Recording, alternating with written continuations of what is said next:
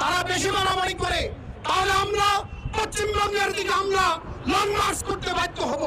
ভারতের পশ্চিমবঙ্গের নির্বাচনের পরে অতর্কিতভাবে নতুন যেই প্রধানমন্ত্রী হয়েছেন, নতুন যে মুখ্যমন্ত্রী হয়েছেন, তার নেতৃত্বে ভারতে মুসলমানদেরকে গণহত্যা শুরু হয়েছে।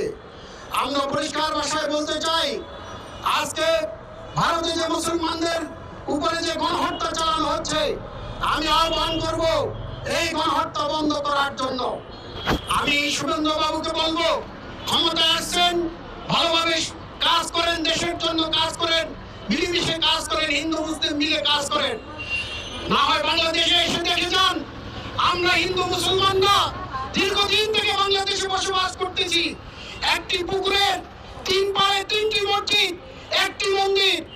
আজকে দেশ স্বাধীনের পর থেকে আজ পর্যন্ত 3টি মসজিদে আজান হয়, মন্দিরে উলুধ্বনি হয়, কোনো সমস্যা হয় নাই বাংলাদেশে। আমরা বাংলাদেশের এই দৃষ্টান্ত আমরা তাকে অনুসরণ করার জন্য বলবো।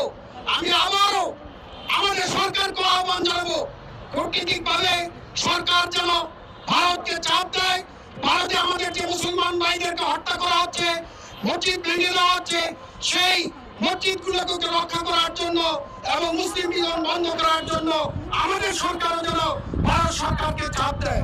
আমি আবারও পুনরায় আহ্বান করব, যদি তারা বেশি বাড়াবাড়ি করে তাহলে আমরা পশ্চিমবঙ্গের দিকে আমরা লং মার্চ করতে বাধ্য।